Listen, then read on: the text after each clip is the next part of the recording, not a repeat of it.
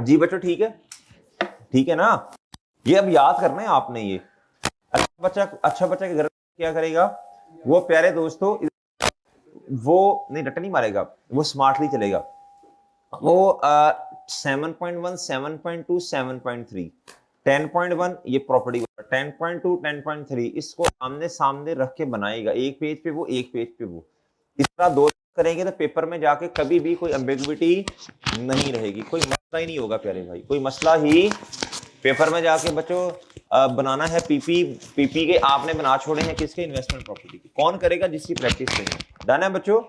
अब अभी तरह आसान वाला काम शुरू करें, फेयर वैल्यू वाला काम शुरू करें बच्चों। फेयर वैल्यू प्रॉपर्टी, ये देखें, ये प्रॉपर्टी 2 है। क्या है प्यारे दोस्तों, ये तो फेयर वैल्यू मॉडल है ना। ये तो बहुत आसान है बच्चों। साल के एंड पे फेयर वैल्यू कितनी थी, 31 दिसंबर 7। एक साल का नोट बनाना है जी। इसका क्या मसला है एक्चुअली, नीचे लगाऊं जी। अच्छा जी प्यारे भाई बताएं नहीं, 31 दिसंबर यानी इसका मतलब है ओपनिंग बैलेंस, एक साल का नोट है ना। लो बच्चों बताएं जी, 31 दिसंबर 7 का क्लोजिंग कितना है बच्चों, प्रॉपर्टी 2 का रुपीज इन बोलो कितना है, 2.3। इसको मैं इस तरह लिख दूं, रुपीज इन 1000 कर देते हैं, जरा आसान होगा। रुपीज इन 1000 ठीक है। लो बच्चों कितना, तो ठीक है जी बच्चों। अच्छा अब मुझे बताएं साल के एंड पर, बताएं जी साल के एंड पर फेयर वैल्यू कितनी है जी, बताएं। 2700 कर दें रुपीज इन 1000। बताओ फेयर वैल्यू गेन कितना आया, लाइन लगा दें, क्या लगा दें बच्चों, 400। डन है बच्चों। ये बैलेंसिंग लिया मैंने, क्या लिया प्यारे दोस्तों, एडिशन नहीं है इस क्वेश्चन में, डिस्पोजल भी प्यारे भाई इस क्वेश्चन में नहीं है। डन हो गया बच्चों, बच्चों बात समझ आ गई है बच्चों, ओके है और डन है बच्चों। अच्छा जी मुझे बताएं इधर आएगा कुछ, नहीं इधर इधर कुछ भी नहीं आएगा ना, तो यही क्या है बच्चों 2700 बोलो। अच्छा जी मेजरमेंट बेसिस क्या है, लो बच्चों इधर कुछ भी नहीं आएगा। डन है बच्चों, डन है ना। एन ए लिख दें, क्या लिख दें बच्चों, N A non applicable. Done है प्यारे दोस्तों। अच्छा जी लो बच्चों आप जल्दी से हिम्मत करें और कहां आ जाएं प्यारे दोस्तों, प्रॉपर्टी पर। प्रॉपर्टी किस पर बच्चों, 3 पे। किस पे आ जाओ बच्चों, अब आंखें खोल के बच्चों। इधर तो था फेयर वैल्यू मॉडल, कौन सा मॉडल बच्चों, प्रॉपर्टी 3 पे क्या है, तो इधर ग्रॉस कैरिंग अमाउंट की ओपनिंग में क्या लिखनी पड़ेगी, इधर इसकी कॉस्ट लिखनी पड़ेगी ना। फेयर वैल्यू तो नहीं लिख सकता, वो कितनी है प्यारे दोस्तों, 2 मिलियन। कितनी है बच्चों, और कब परचेज की थी, आप देखें बच्चों, भाई नोट कर लिया, इधर देखो 30 जून 2000 पे ली ना, तो जून 2002 में ली, तो 31 दिसंबर जून 31 दिसंबर तक, जून से लेके जून 30 जून 2002 से लेके 31 दिसंबर 2 तक कितने महीने बने, 6 महीने। 2003 में पूरा साल, 4 में पूरा साल, 5 में पूरा साल, 6 में पूरा साल और 7 में पूरा साल और 2 में आधा साल, तो कितने साल बने, 5.5 साल। कितने साल बने बच्चों, P3 ऐसे ही है बच्चों। अब इधर देखें बच्चों, यह है 31 दिसंबर 2007, बिल्डिंग खरीदी है बच्चों, इधर आ गया जी 1 जनवरी 2002, ऐसे ही है। ये 31 दिसंबर 2002 आ गया, ये 3 आया बच्चों, ये 4 आया बच्चों, ये 5 आया और ये क्या आ गया बच्चों 6। ठीक है, नहीं तो ये लोग थोड़ा इस तरह कर लेते हैं जी। ये प्यारे दोस्तों 6 आ गया और ये क्या आया बच्चों 7, यानी 31 दिसंबर 7 आ गया। डन है बच्चों। अब इधर देखना प्यारे भाई, इधर देखना भाई, बिल्डिंग कब खरीदी है बच्चों, बोलो 30 जून 2000, यानी इधर 6/12 प्लस 1 साल प्लस 1 साल प्लस 1 साल प्लस 1 साल और प्लस कितने बने, 1 2 3 4 5 5.5 ईयर्स बने। मैंने इधर 7 पे क्यों ब्रेक लगा दी मुझे ओपनिंग एक्यूमुलेटेड डेप्रिसिएशन चाहिए। मुझे क्या चाहिए बच्चों? आपको बात समझ नहीं आई मेरा ख्याल। तो बच्चों अपने वाला साल डाल के 6.5 साल, लेकिन उस 6.5 साल नहीं करना, 5.5 ईयर्स करने। अपने वाले साल की अलग से नोट में बतानी है। डन है मेरे प्यारे भाई? क्या मैं समझा पा रहा हूं आपको? क्या ये जी किसी बच्चे का क्वेश्चन अभी पूछ ले बच्चों, घर जाके कंफ्यूज ना हो जी, इधर पूछ ले अगर कोई मसला है तो। जी 1 जून 2 पे, या आप इस तरह कह रहे बच्चों कब, एक माजरा जरा 1 मिनट, 1 जून 2 तो नहीं था, 30 जून 2 था ना। हाँ ये देखो, तो भाई 6 महीने इधर और आगे 31 दिसंबर 7 तक कितने, 5 साल। कितने साल? अब इतना ही इसकी कॉस्ट बताइए बच्चों, कॉस्ट बताओ प्यारे भाई। अच्छा मैं ₹1000 में कर रहा हूं ना। अच्छा एडिशन नहीं है, फेयर वैल्यू बच्चों, कॉस्ट मॉडल है ना प्यारे दोस्तों ये। और इधर क्लोजिंग कितना आ जाएगा? 2000। डन है प्यारे भाई? बच्चों ठीक है? बच्चों ठीक है? अच्छा जी सर जी, इधर ना बाप ने इधर ही कैलकुलेशन करनी है इसकी, ओपनिंग बैलेंस, अक्यूमुलेटेड डेप्रिसिएशन का ओपनिंग बैलेंस निकालने बच्चों। अभी गलती करेंगे आप जी सब बच्चों।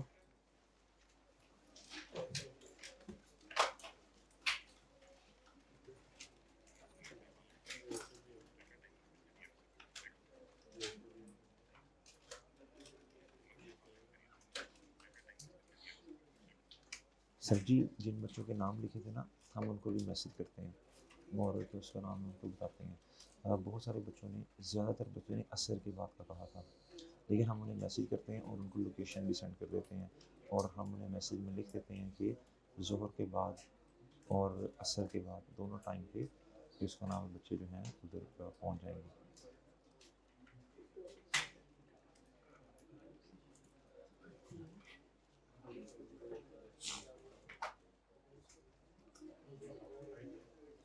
जी बच्चों ठीक है जी। लो बच्चों बात समझ आ गई है जी?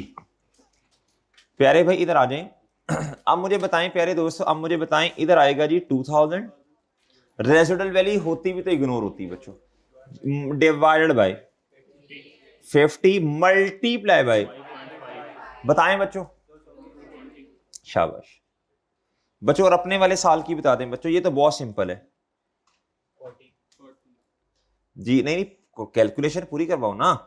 2000 डिवाइडेड बाय 50 जी बच्चों 40।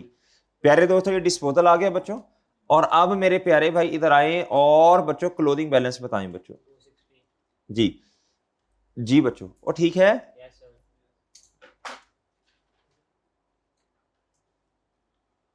जी कितना प्यारे दोस्तों? यार डिब्बा ही नहीं, हमसे लोग चांद पे डिब्बा नहीं बन रहा सारा जी। 260 कितना प्यारे दोस्तों? 260 जी। निकालें बच्चों इस 2000 में से ये कितना? अच्छा जी बच्चों इधर बताएं आप मॉडल कौन सा लिखना है? शाबाश, फेयर वैल्यू मॉडल का नाम ना लेना जी, एक्सेप्शन है ये जी बच्चों। क्या इधर कॉस्ट? अच्छा बच्चों नीचे बताओ डेप्रिसिएशन का मेथड।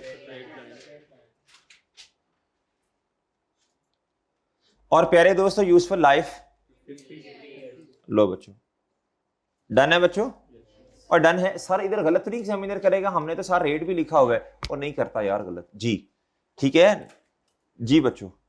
लो बच्चों अब टोटल करना है, टोटल कर लो। वैसे एग्जामिनर मना कर देता है खुद ही का टोटल ना करें, लेकिन बच्चों एहतियातन बच्चों देखो, अगर उसने नहीं कहा तो फिर करना पड़ेगा ना, पता होना चाहिए जी बच्चों। टोटल में कितना टाइम लगेगा? 1 मिनट लगेगा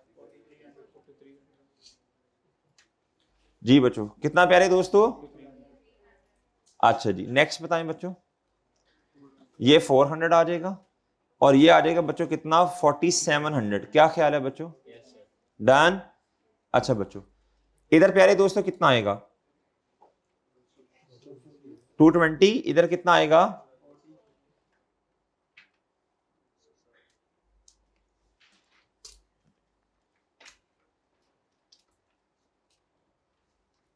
इधर आएगा 40 जी। कितना आया बच्चों? 260 जी बच्चों बताओ। क्योंकि बच्चों इधर तो टोटल में सिर्फ प्रॉपर्टी बी का डेटा आ रहा होगा ना, सॉरी प्रॉपर्टी मादरत 3 का डेटा आ रहा होगा ना क्यूमुलेटेड में जी। भाई बताओ शाबाश कितना? जी बच्चों इधर बताओ अब क्या लिखना है। अब cost model plus fair value model, और भाई इधर कुछ नहीं लिखना भाई, इधर ना इधर कुछ नहीं, बस सिंपल। डन है, डन है बच्चों जी, ठीक है जी। भाई मुश्किल है फेयर वैल्यू इन्वेस्टमेंट प्रॉपर्टी का नोट। भाई असल में आपको IAS 16 आ गया ना, IAS 16 आ गया, इसलिए ये सही लग रहा है, ठीक है ना जी। लो बच्चों, ठीक है भाई। इस क्वेश्चन में लीज रेंटल अर्न तो उसने दिए नहीं है हमें बच्चों, और ठीक है फेयर वैल्यू प्रॉपर्टी 3 का सब नोट बच्चों हमने बना दिया, इसके हमें इंशाल्लाह मार्क्स मिल जाएंगे। डन है मेरे प्यारे भाई, और डन है जी। वैसे ठीक है, क्या कह रहे हैं साथ वाला, क्या कह रहे हैं? अच्छा IAS 16 तो बच्चों आते आते आएगा, जैसे उर्दू ज़बान आती है आते आते, इस तरह IAS 16 भी आएगा आते आते जी। IAS 16 बहुत लंबा स्टैंडर्ड है बच्चों। प्रॉपर्टी 1, शाबाश भाई। इधर देखें, अब ये आपका नोड सब नोड बन गया, ये मेन रिक्वायरमेंट है। अब आपने एग्जामिनर को बताना है नोट एक लिखकर कि जी प्रॉपर्टी 1 जो है इसको हम बोलो शाबाश IAS 16 के मुताबिक डील करेंगे। अब ये कहां लिखना है? अपनी मेन रिक्वायरमेंट के बिल्कुल नीचे, इधर इधर, ठीक है, ठीक है ना। लेकिन ये सब नोड नहीं है, इधर एक लाइन लगाएं। क्या लगाएं प्यारे दोस्तों? ताकि एग्जामिनर समझ जाए कि ये नहीं कि ये सब नोड नहीं है बच्चों, ये वैसे ही एक नोट लिख रहे हैं, नोट। क्या भला एग्जामिनर के लिए ये नहीं लिखना कि प्लीज मुझे पास कर दे, मैंने बड़ी मेहनत की है, मेरे छोटे छोटे मतलब कि मैं जी, ये नहीं करना, इस तरह की बोंगियां नहीं पेपर में जाके मारनी जी। प्यारे दोस्तों प्रोफेशनल रहना बच्चों जी। नोट लिखे बच्चों, प्रॉपर्टी। अच्छा इसमें आपको इजाजत है, ऊपर मैंने कहा ना, ऊपर आपने लफ्ज चेंज नहीं करने, इधर नहीं कहूंगा, ये स्टैंडर्ड के लफ्ज नहीं है ना, ऊपर स्टैंडर्ड वाले लफ्ज हैं 7.1, 7.2, 7.3 बच्चों। इसके अलावा जी 10.1, 10.2, 10.3 ये अंग्रेजियां स्टैंडर्ड ने बताई हैं, तो वही लिखनी है जी। इधर बच्चों ये नहीं, ये नोट हर बच्चा अपनी बेस, अपनी अंग्रेजी की बेस पे जैसे इसको समझ आता लिख सकता है बच्चों। Property A, property 1, property 1 should be treated as per the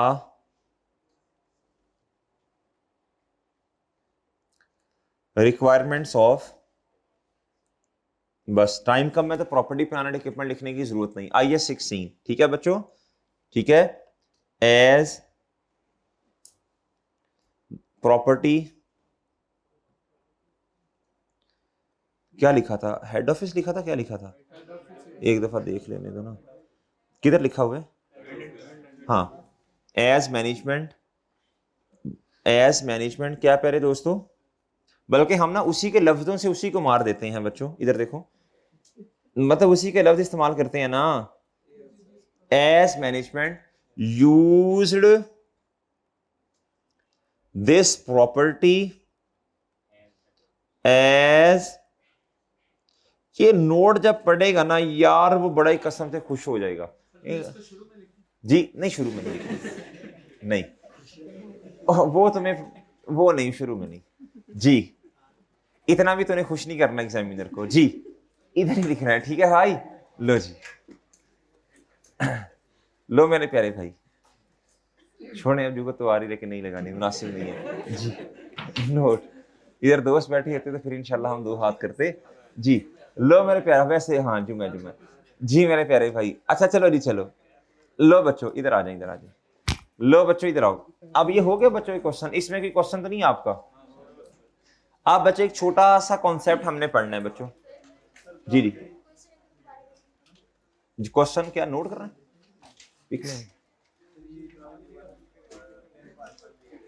ji? 10 point क्या है?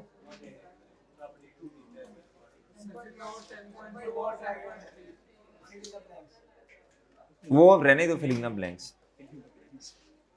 कुछ बातें अधूरी रहने दो जी। प्यारे भाई इधर, ओ भाई इधर देखो ना, इधर डेटा ही नहीं दिया ना, इधर डेटा नहीं दिया, क्या करूं? ये कर दो ना, डेटा ही नहीं दिया ना, लीज रेंटल अर्न कितना वो भी नहीं दिया ना, तो क्या लिखूं फिर मैं जी? ठीक है बच्चों। अच्छा भाई इधर देखें, इधर बच्चों इधर देखें, अच्छा मेरी बात सुने, इलेक्ट्रॉनिक बोर्ड ना, ओ भाई ये जो हम पढ़ा रहे होते हैं ना इलेक्ट्रॉनिक बोर्ड, ये सारा का सारा क्या उसका नाम है, गूगल ड्राइव पे हम अपलोड करते हैं, ठीक है। ऑनवर्ड्स आपके टेस्ट पोर्टल पे भी अपलोड कर दिया करेंगे, ठीक है ना। कुछ बच्चे कहते हैं सर जी वो, हालांकि गूगल ड्राइव का लिंक हमने दिया हुआ है बच्चों ग्रुप में, और ठीक है भाई, हम आपको कहाँ अपलोड कर देंगे, टेस्ट के पोर्टल पे भी, मतलब हर जगह अपलोड कर देंगे। पढ़ने वाले बनो तुम, ताकि जो चीज ओपन करो आगे ये पढ़े हो कि पढ़ना है हमने जी। प्यारे पे इधर आए, इधर आए। अब मेरी बात सुनो बच्चों, एक छोटा सा कॉन्सेप्ट है, कल हमने एक थ्योरेटिकल छोटा सा कॉन्सेप्ट डिस्कस किया था, कौन से वाला, अगर बच्चों एक बिल्डिंग है उसके पोर्शन सेपरेट हैं, सेपरेटली सेल हो सकते हैं, तो बच्चों जो जैसे जैसे है, जितने जितने पोर्शन है वैसे वैसे ट्रीट करो। डन है बच्चों। मसला किधर आया था, पोर्शन सेपरेटली सेल नहीं हो सकते, इधर मसला आ गया था। इधर क्या आया था प्यारे दोस्तों, can the portion be sold separately, no जवाब था। क्या था प्यारे दोस्तों।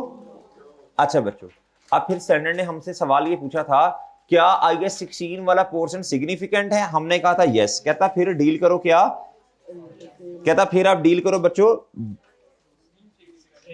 सॉरी मादरत, इनसिग्निफिकेंट, हाँ इनसिग्निफिकेंट है IS 16 वाला, हमने कहा यस। तो कहता फिर IS 40 डील करो। आसान है ना। अब ये पिक पढ़ोगे तो याद हो जाएगा, कुछ भी आपको करने की जरूरत नहीं है। फिर बच्चों कहा था जी, अगर क्या IS 16 वाला पोर्शन जो है वो इनसिग्निफिकेंट है, हमने कहा नो। हमने क्या कहा था प्यारे दोस्तों, नो बच्चों। अब बच्चों इधर देखो, इधर कहता जी अब क्या करें, बोलो शाबाश, बिल्डिंग इज, बोलो शाबाश, IAS 16। डन है बच्चों, डन है।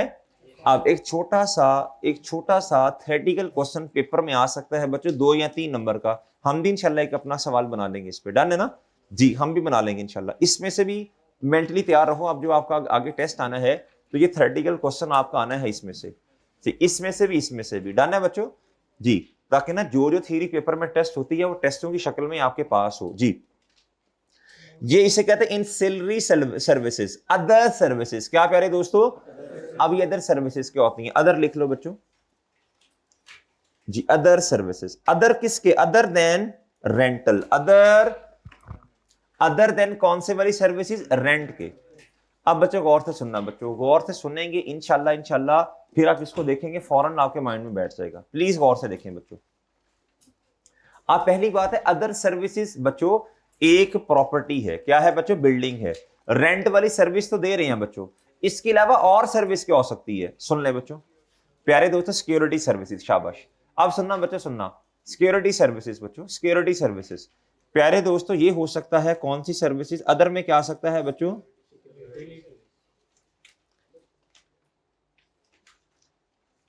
सिक्योरिटी सर्विसेज आ सकती हैं बच्चों। और बच्चों एक प्रॉपर्टी है, और क्या उसका नाम है जी, वो लोगों के रहने के लिए है। सही है बच्चों।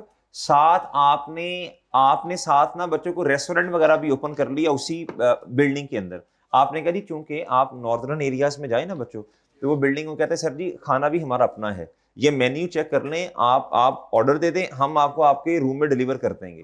इसका मतलब है वो प्यारे दोस्तों साथ क्या कर रहे हैं, बोलो शाबाश, उस बिल्डिंग में, अगर तो उसी बिल्डिंग में प्यारे दोस्तों रेस्टोरेंट वगैरह भी ओपन किया है, आप जाए ना आप देखेंगे, तो प्यारे दोस्तों अब हमें सोचना पड़ेगा, आप प्यारे दोस्तों इसको डील कैसे करना, अकाउंटिंग इसकी कैसे करनी है। क्या मेरी बात समझे हैं। अब हो सकता है प्यारे दोस्तों, हो सकता है ये जो बिल्डिंग है ये तो लोगों को रहने के लिए एक बहाना है, मतलब रेंटल तो एक बहाना, असल कमाई कहां से की जा रही है, ये तो बच्चों ये तो क्या उसका नाम है, ये कुकिंग सर्विस से की, रेस्टोरेंट से की जा रही है। किससे की जा रही है, फूड वाले बिजनेस से की जा रही है। क्या मेरी बात समझे हैं, और बात समझे बच्चों। अच्छा, कभी कभार ऐसा होता है अदर सर्विसेज जो होती हैं वो सिग्निफिकेंट होती हैं। सही है बच्चों, विद रिस्पेक्ट टू रेंट वाली सर्विसेज, विद रिस्पेक्ट टू प्यारे दोस्तों क्या, रेंट वाली सर्विसेज। प्यारे दोस्तों कभी कभी अदर सर्विसेज क्या होती हैं, सिग्निफिकेंट होती हैं इन कंपैरिजन या with respect to rental services. और कभी कभी छोटी मोटी सर्विसेज होती हैं। आप कहते हैं सर ये हमारा क्या उसका नाम है, रहने की जगह है जी, ये हमारी क्या उसका नाम है, बिल्डिंग है, आप इधर रहें सर कोई मसला नहीं है। आपने क्या उसका नाम है जी, हाँ लेकिन गाड़ी वगैरह पार्क करनी है तो सर ये दे, इसके अलग से 100-200 रुपया हम आपसे ले लेंगे, ये हमारे गार्ड हैं सर, ये पार्किंग चार्जेस हैं। अब ये जो अदर सर्विसेज दे रहे हैं बच्चों, ये अदर सर्विसेज इनसिग्निफिकेंट हैं। क्या है बच्चों, असल कमाई कहां से है, रेंट से है।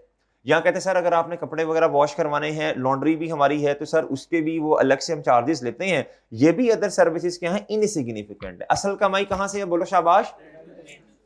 क्या मेरी बात समझ रहे, रेंटल से है तो IS 40 है, और अगर प्यारे दोस्तों अदर सर्विसेज गालिब आ जाए, सिग्निफिकेंट है, इसका मतलब है अब ये रेंटल से कमाई नहीं है, रेंटल से कमाई है लेकिन प्यारे दोस्तों अदर सर्विसेज क्या है, सिग्निफिकेंट है। मतलब रेस्टोरेंट ओपन कर लिया, क्या कर लिया बच्चों, क्या मेरी बात समझे बच्चों।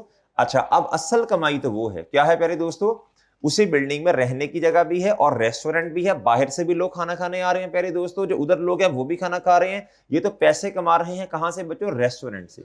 अब स्टैंडर्ड फिर ये कहता है ये बिल्डिंग तो रेंटल पर्पस के लिए असल में नहीं है, ये तो रेस्टोरेंट है, क्या है बच्चों, ये तो फिर इसका मतलब है इनका होल्ड अपना ज्यादा है, सही है बच्चों, ये ऑनर ऑक्युपाइड है, क्या है प्यारे दोस्तों, बात समझे हैं बच्चों, ये रेंटल नहीं है, IS 40 नहीं है, ये क्या है बच्चों, IS 16 है, सही है, ये तो इनका अपना इस्तेमाल इधर ज्यादा है, डन है बच्चों, और बात समझ आई। अब मेरे साथ पढ़ो।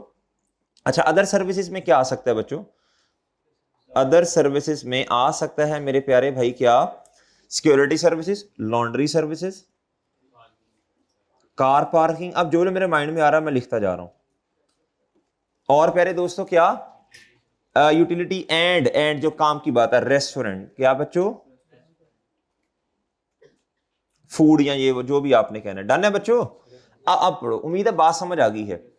असल में हमारे पास जो प्रॉपर्टी है वो तो रेंट पे है ना, साथ साथ कुछ और सर्विसेज भी प्रोवाइड कर रहे हैं, डन है मेरे प्यारे भाई जी, are services provided to the occupants. अब ये ऑक्यूपेंट्स कौन से हैं, जो उधर रह रहे हैं रेंट पे, सही है बच्चों, जिनको रेंट पे कमरा दिया, significant to the overall contract होगा ना, ओवरऑल उनका एक बिल बनेगा, क्या बनेगा, और भाई बात समझे हो, कहता अब इधर देखें, कहता अगर तो है अदर सर्विसेज इनसिग्निफिकेंट, क्या प्यारे दोस्तों बच्चों, फिर इसका मतलब है वो छोटी मोटी सर्विस वो तो सारे प्रोवाइड करेंगे ना, कार पार्किंग, लॉन्ड्री की सर्विस, वो तो हर बंदा चाहता है यार ये जो एडिशनल सर्विसेज है मुझे प्रोवाइड की जाए, और बात समझे हैं जी प्यारे दोस्तों, कहता अगर तो है वो इनसिग्निफिकेंट, फिर IS 40 है, क्या है बच्चों, office building, owner providing routine security and maintenance service. वो कहते हैं सर जी प्लीज, क्या उसका नाम है, 2 मिनट चाहिए सर, ये आपका जो रूम है ना ये हम जरा वॉश कर दें, क्लीन कर दें, क्या कर दें, ये मेंटेनेंस सर्विसेज, क्या मेरे प्यारे दोस्तों, सिक्योरिटी सर्विसेज, डन मेरे प्यारे दोस्तों जी। ये तो बच्चों जरूरी है ना, ये तो रहने के लिए सिक्योरिटी सर्विसेज, मेंटेनेंस सर्विसेज जरूरी है, क्या है बच्चों, आगे अगर है सिग्निफिकेंट, क्या है बच्चों, अब माशाल्लाह खुद समझदार लोग हैं, इसका मतलब है ये ऑनर ऑक्युपाइड है, क्या है प्यारे दोस्तों जी, कहता क्लासिफिकेशन फिर इसकी होगी IS 16, entity owns and manages a fully service hotel या रेस्टोरेंट, डन है मेरे प्यारे दोस्तों, डन है बच्चों, आसानी से समझ आ गई बच्चों, थ्योरेटिकल बातें आसानी से ही समझ आ जाती हैं, डन है बच्चों। गौर से कॉन्सेप्ट अगर आपको डिलीवर कर दिया गया और आपने बच्चों गौर से उस बात को सुन लिया तो कोई मुश्किल नहीं है, बस याद हो गया बच्चों। मुझे बताओ अगर कोई थ्योरेटिकल क्वेश्चन इसमें से बना तो आप कर लेंगे बच्चों, कोई लंबी चौड़ी कहानी नहीं लिखनी आपने, डन है बच्चों। आपने सिंपल रूल लिखना, आपने कहना इन्वेस्टमेंट प्रॉपर्टी क्या है, कैपिटल एप्रिसिएशन और हेल्ड फॉर रेंटल पर्पस, खत्म, जनरल रूल आपने लिख दिया। आपने कहना जी कि इधर जो अदर सर्विसेज है, इन सिलरी सर्विसेज जो हैं ये ओवरऑल अरेंजमेंट का क्या है, अगर तो इनसिग्निफिकेंट IS 40, अगर है सिग्निफिकेंट, सही है बच्चों, आपने कहना ये क्या है, बोल आप 2 लाइंस में मुख्तसर सा जवाब देंगे, इंशाल्लाह पूरे मार्क्स आएंगे, डन है बच्चों। बस एक लफ्ज आपने कहीं ना कहीं फिट करना है, सिग्निफिकेंट या इनसिग्निफिकेंट टू द अरेंजमेंट, ये लफ्ज आपने कहीं ना कहीं क्या करना है बच्चों, इसको क्रैम कर लो, क्या कर लो बच्चों, डन है बच्चों, डन है, अच्छा डन है मेरे प्यारे भाई। अब ये क्वेश्चन कैसे आएगा, ये थ्योरेटिकल क्वेश्चन है, क्या है मेरे प्यारे दोस्तों, अब देखो मैं आपको साथ साथ बताता जा रहा हूं बच्चों, ये मेरे प्यारे दोस्तों आएगा थ्योरेटिकल क्वेश्चन, क्या आएगा प्यारे दोस्तों, या MCQs में भी आ सकता है, डन है बच्चों, डन है मेरे प्यारे भाई। वजह पूछते ना सर थ्योरी में क्या याद करना, कल एक स्टूडेंट ने पूछा था सर क्या हमें पूरी किताब की थ्योरी इस तरह जो लिखा याद करना पड़ेगा, कतई नहीं करना पड़ेगा, इसको आसान बनाने के लिए तो प्यारे दोस्तों ये आपके सामने है चीजें, नहीं याद करना, क्यों याद करना है बच्चों, क्यों याद करना है, सर क्या रीड करना पड़ेगा, आप एक दफा रीड कर लें, लेकिन रीड करने के बाद दोबारा मत पढ़िए, दोबारा इधर से पढ़ें, जो इंपॉर्टेंट चीजें हैं इसमें आपको सारी डिटो कॉपी मिलेंगी, एक चीज की फिक्र छोड़ दें, सर ऐसा कोई पॉइंट तो नहीं जो स्किप हो जाएगा, क्यों होगा प्यारे दोस्तों, क्यों होगा भाई, क्या उसका नाम है, फ्रेश होके बनाया जाता है, ये चाय शाय पी के तसल्ली के साथ बैठ के ये चीजें बनाई जाती हैं कि चीज कुछ स्किप ना हो जाए, ठीक है ना जी। लो मेरे प्यारे दोस्तों, सारी चीजें इंशाल्लाह कवर करेंगे जी मेरे प्यारे भाई जी। प्यारे दोस्तों अब ये देखें, जिन बच्चों ने वो पीआरसी में किताब हमारी यूज की है, आपने आई क्या की किताब ओपन की, वो इतनी बड़ी है, आप मुझे बताओ क्या कोई एक सिंगल पॉइंट भी, चलो सिंगल पॉइंट तो नहीं कहते, क्या आपने देखा कि कोई चीज मिस है मेजर? इंशाल्लाह नहीं होगी। इधर भी कॉन्फिडेंस रखो मेरा चांद, डन है मेरे प्यारे भाई जी। अब मेरे प्यारे दोस्तों इधर आए जरा, अब ये वाला क्वेश्चन भी कैसे आ सकता है, बोलो शाबाश, थ्योरेटिकल और हाँ, लेकिन एक बात सुनो, इधर इधर इधर न्यूमेरिकली भी टेस्ट हो सकता है। कहानी लिखी हो बच्चों, और क्या उसका नाम है जी, आपसे काउंटिंग ट्रीटमेंट, यानी नोड के अंदर जिस तरह अभी प्रॉपर्टी आपने की थी, कौन से वाली, प्रॉपर्टी वन। प्रॉपर्टी वन क्या था, प्रॉपर्टी वन क्या था प्यारे दोस्तों, मैं रेफरेंस दे देता हूं बच्चों, विक्टोरिया वाला, विक्टोरिया की प्रॉपर्टी वन, उधर उसने लिखा होता है हेड ऑफिस, या मिसाल के तौर पर लिखा होता होटल सर्विसेज दे रही हैं, क्या दे रही हैं बच्चों, और सिग्निफिकेंट है, तो उसको क्या डील करना था, आइए 16 डन है, और डन है जी, और ठीक है बच्चों। लो बच्चों अब आप इधर आ जाए बच्चों, अब मेरे प्यारे दोस्तों इधर आए, इधर आए, एक मेन कॉन्सेप्ट प्यारे दोस्तों जो आपको पढ़ाना है। अच्छा ये पढ़ लें जरा, सब्सिक्वेंट मेजरमेंट। अच्छा मुझे बताएं ये लिखा कहाँ है, ये जरा ये बता दें, ये जरा मुझे पेज नंबर बता दें, और कोशिश करेंगे आगे ना लर्निंग ऑब्जेक्टिव भी हम लिख दिया करें। ये पेज नंबर क्या था भला, IS 40 में, हाँ जी पेज नंबर क्या प्यारे दोस्तों, ये 2 जी 298 पेज नंबर है। ये देखो ना सबसे ऊपर लिखा होगा कहीं ना कहीं, ये एंड पे लिखा मेरा ख्याल है जी, ठीक है बच्चों, और ठीक है। अब आपको ना बस ठीक है, खत्म, डन है बच्चों। अच्छा बच्चों अब आप इधर आए बच्चों, subsequent measurement the policy choose, ये आपको पता है बच्चों, कॉस्ट मॉडल है, यहां क्या है प्यारे दोस्तों, बस काम की बात, remeasure to market value at each, और नॉर्मल क्या होता है बच्चों, साल के एंड पे। Golden rule, the chosen policy must be applied, यार अहम बात, to all investment property, class का कॉन्सेप्ट इधर नहीं है, टू ऑल, इस पे हाईलाइट करो ना, डन है जी बच्चों, और डन है बच्चों। आगे बच्चों, आगे आगे आगे आगे, चेंजिंग पॉलिसी, भाई क्या पॉलिसी चेंज हो सकती है, मतलब पॉलिसी ये है या तो कॉस्ट मॉडल पे रहो या क्या रहो बच्चों, क्या था, ए वॉलंटरी चेंज इज, वॉलंटरी का मतलब अपनी मर्जी से, एक तो है ना स्टैंडर्ड कह दे, चेंज दो तरह के होते हैं, एक होता है बच्चों स्टैंडर्ड कहे, IFRS कहे, करो चेंज लाजमी है, एक है वॉलंटरी अपनी मर्जी से, क्या प्यारे दोस्तों, अपनी मर्जी से चेंज, इज ओनली परमिटेड, और इज ओनली परमिटेड का मतलब है इजाजत सिर्फ तब है प्यारे दोस्तों, if it results in more reliable and relevant information. ये अभी जो आगे इसने लिखा ना, रेट्रोस्पेक्टिव डील करें IS 8 बच्चों, ये हमारा इस वॉल्यूम का आखिरी स्टैंडर्ड है, सही है, IS 8, ये अभी हमने नहीं पढ़ना, अभी हम इंशाल्लाह इसको बाद में जाके पढ़ेंगे, इसको बेशक ऐसे काट दो, चलो इग्नोर कर दो, क्या कर दो बच्चों, लेकिन इस पॉइंट को क्रैम करना है, क्या करना है, अगर पेपर में कभी क्वेश्चन आ गया, क्या जी पॉलिसी है प्यारे दोस्तों, IS 16 में कॉस्ट मॉडल और रिवैल्यूएशन मॉडल, और प्यारे दोस्तों इधर है जी IS 40 में कॉस्ट मॉडल और फेयर वैल्यू मॉडल, क्या चेंज कर सकते हैं, तो ये लफ्ज क्रैम होने चाहिए, permitted if results in more reliable and, ये लफ्ज याद होने चाहिए, क्या होने चाहिए, याद, क्या प्यारे दोस्तों कर लोगे, इफ इट रिजल्ट्स इन मोर, बोलो शाबाश, reliable and relevant information, if it results in more relevant and, reliable का मतलब क्या है आप खुद बताओ, अब माशाल्लाह समझदार लोग हो, देखो बच्चों, देखो बड़ी गौर से बात समझो बच्चों, किसी भी स्टैंडर्ड पे ग्रिप कैसी होती है, जब आप लफ्जों पे गौर करो, क्या करो बच्चों, ये रिलायबल का लफ्ज क्यों आया इधर, इसका मतलब है वो ये कहना चाह रहे हैं, वो इसकी ना डेप्थ को समझो, इस बात की डेप्थ को समझो बच्चों।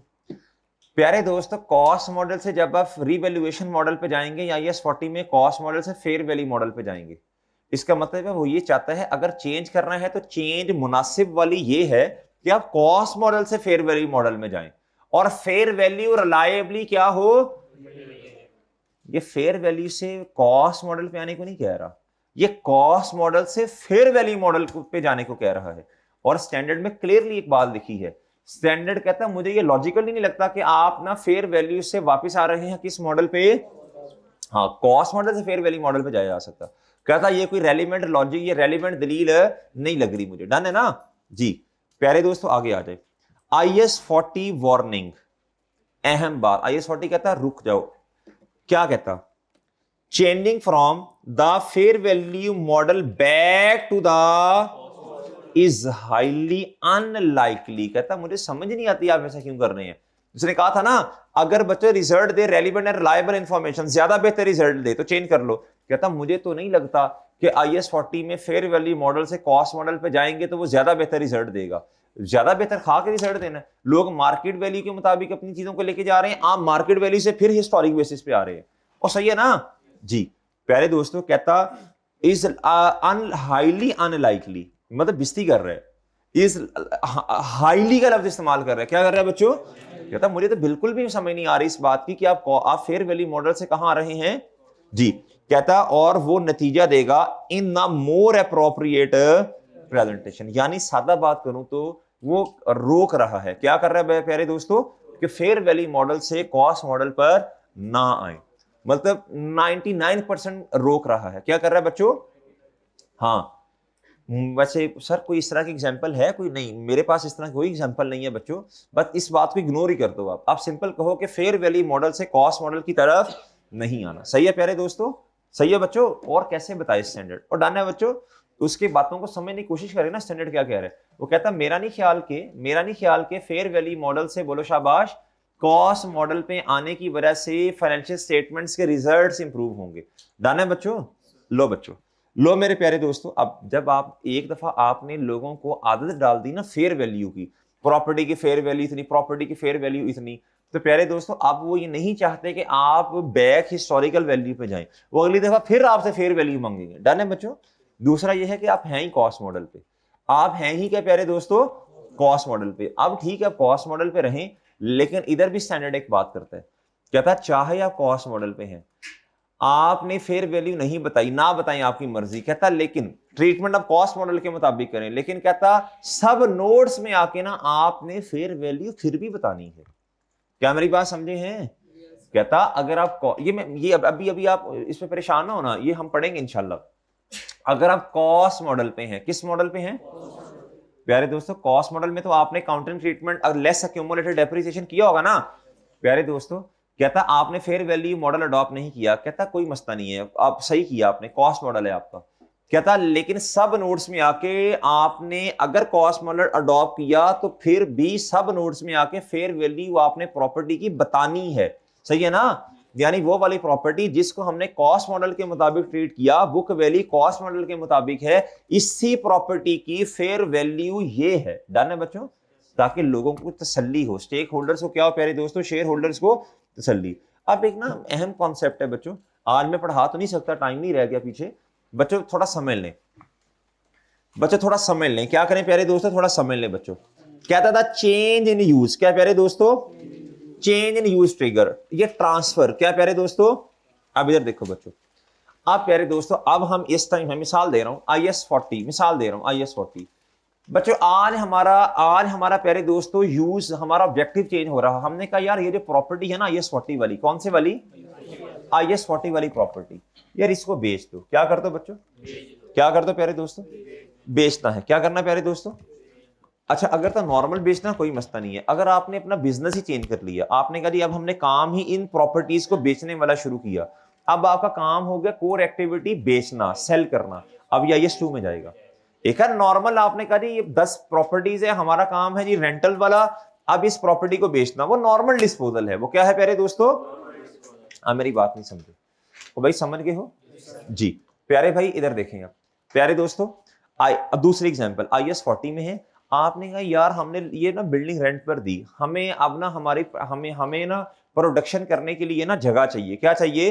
आपने कहा यार क्यों हमें नई प्रॉपर्टी खरीदनी, ये रेंट वाला जो एग्रीमेंट है ये खत्म करो और अपनी प्रोडक्शन फैसिलिटीज को यहां ट्रांसफर कर दो। अब IS 40 से कहां चलेगी बच्चों?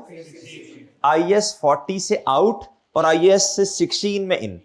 और पहले वाले एग्जांपल में IS 40 से IS 2 में गए थे, IS 40 से आउट IS 2 में इन। डन है बच्चों? डन है बच्चों जी? हमने एक बिल्डिंग ली थी बच्चों, एक प्रॉपर्टी थी हमारे पास, एक बिल्डिंग बनी थी बच्चों। हमने कहा जी हमारी कोर एक्टिविटी क्या है? इन बिल्डिंग्स को बेचना, प्रॉपर्टीज को बेचना। हमने कहा यार क्यों ना, इधर रेंटल्स बहुत अच्छे हैं, जिस जगह पे हमारे वाली प्रॉपर्टी है ये वाली जगह पे रेंटल्स बहुत अच्छे हैं। कोई बात नहीं और बिल्डिंग ले लेंगे, लेकिन ये वाली बिल्डिंग रेंट पर दे दो। अब IS 2 से आउट और IS 40 में इन हो सकता है, पॉसिबल है बच्चों। प्यारे दोस्तों अगली बात, हमने कहा यार अब ये जो हमारा हेड ऑफिस है क्या है प्यारे, अब सुनना जरा बच्चों, हमने कहा ये जो हमारा हेड ऑफिस है क्या है प्यारे दोस्तों, यार ये ना इधर से खत्म करो, फलां जगह पे चलते हैं और ये वाला हेड ऑफिस वाली जगह रेंट पर देते हैं। IS 16 से कहां IS 40। डन है बच्चों, डन है मेरे प्यारे दोस्तों। क्या ये चेंज हो सकती है? यस। स्टैंडर्ड कहता है क्या मैनेजमेंट, क्या प्यारे दोस्तों, इधर मैनेजमेंट की बातों गप्पों शप्पों को नहीं देखना आपने करना है जी जिस दिन आपको एविडेंस मिल जाए चेंज इन यूज का। क्या प्यारे दोस्तों, एविडेंस क्या मतलब, कहता मैनेजमेंट कहते जी मेरी इंटेंशन है कि हमने ना अब इस प्रॉपर्टी को ना IS 40 में ले जाना है IS 16 से। आज IS 16 से 40 में आप अकाउंटिंग ट्रीटमेंट नहीं कर सकते। कहता जिस दिन आपके पास एविडेंस हो, क्या हो, जिस दिन अप्रूवल मिल गई हो, क्या मिल गई हो बच्चों, जिस दिन रेंटल एग्रीमेंट साइन हो गया हो IS 40 वाला। डन है बच्चों, जिस दिन लोगों से जो रेंट आपने एग्रीमेंट किया था वो खत्म कर दिया हो। डन है बच्चों, ये है एविडेंस। क्या है प्यारे दोस्तों, अब ये लफ्ज बहुत इंपॉर्टेंट है। क्या है प्यारे दोस्तों, ये लफ्ज क्या है, बहुत important, evidence of change in use. ये क्वेश्चंस के अंदर इस लफ्ज को गौर से देखना पड़ेगा। क्या करना पड़ेगा, ये लफ्ज तो नहीं लिखा होगा, ये लफ्ज तो नहीं लिखा होगा, लेकिन इस बेस पे अकाउंटिंग ट्रीटमेंट हमें देखना पड़ेगा कि किस दिन हमने एक स्टैंडर्ड से खत्म करके दूसरे स्टैंडर्ड के मुताबिक ट्रीटमेंट करना। डन है मेरे प्यारे भाई, इतना इधर कहता प्यारे दोस्तों ट्रांसफर टू, क्या प्यारे दोस्तों, ट्रांसफर टू का मतलब IS 40 से या फ्रॉम इन्वेस्टमेंट, क्योंकि हम इन्वेस्टमेंट प्रॉपर्टी वाला स्टैंडर्ड पढ़ रहे हैं प्यारे दोस्तों, तो इसके हवाले से बात करेगा ना। ट्रांसफर टू या ट्रांसफर फ्रॉम, ट्रांसफर टू का मतलब किसी और से ट्रांसफर हो रहा है IS 40 में। और इसको खैर इतना छोड़ो, फ्रॉम टू पे ना खपते रहना, मेन काम की बात, टू फ्रॉम पे ना खपना। IS 40 से किसी और जगह या किसी और जगह IS 2 से या IS 16 से कहां IS 40। कहता जी टू या from investment property when and only when there is change in डन। जिस दिन क्वेश्चन के अंदर, मतलब क्वेश्चन के अंदर लिखा है जी कि अब हमने इन्वेंट्री से खत्म करके इसको लेके जाना IS 40 में, जाना है बच्चों, इस दिन से फिर आपने क्या करना है, बोलो शाबाश, इस दिन से बच्चों आपने काउंटिंग ट्रीटमेंट चेंज कर देना। अब IS 2 वाला ट्रीटमेंट नहीं होगा, बल्कि कौन से वाला होगा। क्या मैं समझा पा रहा हूँ, क्या ये तक बात समझ आ गई बच्चों आपको, क्या ये बात समझ आई है? चलो ट्रीटमेंट तो अब इंशाल्लाह कल ही देखेंगे। अच्छा मेरा तो अब टेस्ट डिस्कस करने का दिल था आपसे,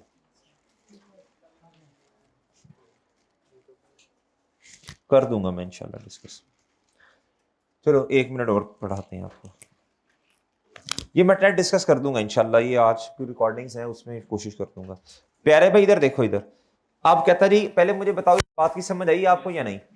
आप इधर देखो, इधर बहुत गौर से बच्चों, अब इन्वेस्टमेंट प्रॉपर्टी में मॉडल्स कितने हैं, इन्वेस्टमेंट प्रॉपर्टी में मॉडल्स कितने हैं, एक कॉस्ट है और एक फेयर वैल्यू मॉडल। भाई आपने अगर तो दोनों स्टैंडर्ड्स जिसमें अदला बदला है सेम मॉडल है, क्या कोई मसला होगा? मिसाल के तौर पे बच्चों IS 16 में कॉस्ट मॉडल और बच्चों IS 40 में भी आगे कॉस्ट मॉडल है, मसला ही कोई नहीं बच्चों, मॉडल सेम है। जो एक की वैल्यू खत्म करोगे दूसरे की वही वैल्यू बना दोगे, इन और आउट सेम अमाउंट से होगा। IS 16 में बुक वैल्यू है बच्चों 1 मिलियन, कितनी बच्चों, IS 16 से आपने लेके जाना है IS 40 में, कहां लेके जाना, तो बच्चों IS 40 डेबिट और IS 16 क्रेडिट। मसला अमाउंट का है, किस अमाउंट से, दोनों में चूंकि मॉडल सेम है 1 मिलियन से, और डन है, डन। अच्छा प्यारे दोस्तों रिवैल्यूएशन मॉडल है, क्या है प्यारे दोस्तों, IS 16 में कौन सा मॉडल है, रिवैल्यूएशन मॉडल। तो बच्चों रिवैल्यूएशन मॉडल का मतलब क्या, फेयर वैल्यू अपडेट करना ना प्यारे दोस्तों, फेयर वैल्यू करोगे अपडेट, क्या करोगे प्यारे दोस्तों, रिवैल्यू करोगे, और IS 16 को क्रेडिट कर दोगे, और प्यारे दोस्तों बोलो IS 40 को डेबिट कर दोगे। डन है मेरे प्यारे भी, डन है, डन है ना। अच्छा बच्चों अगली बात प्यारे दोस्तों, यानी इसका मतलब ये हुआ अगर तो आगे मॉडल क्या है, सेम है, क्या है बच्चों, फिर कोई अकाउंट, फिर बच्चों कुछ भी आपको करने की जरूरत नहीं है, जो एक ही क्या है बच्चों बुक वैल्यू, दूसरे की वही क्या बन जाएगी, कॉस्ट, क्या बन जाएगी बच्चों, और डन है, या फेयर वैल्यू, और डन है। मसला किधर आएगा, IS 16 में कॉस्ट मॉडल और IS 40 में फेयर वैल्यू मॉडल। और डन है। यहाँ प्यारे दोस्तों IAS 16 में प्यारे दोस्तों रिवैल्यूएशन मॉडल और IAS 40 में वैसे इस तरह होता नहीं है। IAS 40 नॉर्मली फेयर वैल्यू पे चल रहा होता है। मैं वैसे मिसाल दे रहा हूँ। डन है बच्चों, डन है। आपको मसला समझ आया? मसला कभी नहीं होगा अगर दोनों में मॉडल क्या है सेम। मसला आएगा अगर क्या है प्यारे दोस्तों मॉडल डिफरेंट। डन है बच्चों। आखिरी बात आज की बच्चों, हमेशा याद रखिएगा, हमेशा याद रखिएगा बच्चों कि IAS 40 में ट्रांसफर इन है या ट्रांसफर क्या है मेरे प्यारे दोस्तों आउट। IAS 40 में ट्रांसफर इन है या क्या है प्यारे दोस्तों। IAS 40 फेयर वैल्यू मॉडल ये कहता है, IAS 40 फेयर वैल्यू मॉडल प्यारे दोस्तों ये कहता है कि आपने प्यारे दोस्तों हमेशा ट्रांसफर इन और आउट अगर फेयर वैल्यू है तो प्यारे दोस्तों आपने ट्रांसफर इन और आउट हमेशा फेयर वैल्यू से करना है। क्या करना है प्यारे भाई? अगर IAS 40 में मॉडल कौन सा है? Fair value. अगर IAS 40 में मॉडल कौन सा है? Fair value. तो transfer in and transfer out should always be at the value of at the fair value at the okay बच्चों, जौन सा मर्जी स्टैंडर्ड है। अगर IAS 40 में आना है तो IAS 40 डेबिट किस अमाउंट से होगा? अगर फेयर वैल्यू मॉडल है तो फेयर वैल्यू की अमाउंट से, और अगर फेयर वैल्यू मॉडल है IAS 40 में और IAS 40 से जाना है तो बच्चों ट्रांसफर आउट है ना IAS 40, तो फेयर वैल्यू से क्रेडिट करना है आपने। डन। ये उसूल पक्का कर लो, चीजें आसान हो जाएंगी। डन है बच्चों। यही क्वेश्चन आते हैं पेपर में। IAS 40 में मॉडल कौन सा बच्चों? Fair value model. बच्चों इन और आउट किस अमाउंट से होगा? खत्म होगी बच्चों कहानी। जी जी। अगर कॉस्ट मॉडल है बुक वैल्यू से। अगर IAS 40 में और IAS 16 दोनों में कॉस्ट मॉडल है तो बुक वैल्यू से होगा ना। ठीक है बच्चों। अब हम इसकी 4 एग्जांपल्स करेंगे इंशाल्लाह। IAS 40 से इधर जाना, IAS 40 से इधर, IAS 40 से आउट, IAS 40 में इन्वेंट्री में। डन है बच्चों। कल इंशाल्लाह करेंगे, आज जल्दी में फिर होगा नहीं। चले बच्चों इजाजत दीजिए, अल्लाह हाफिज।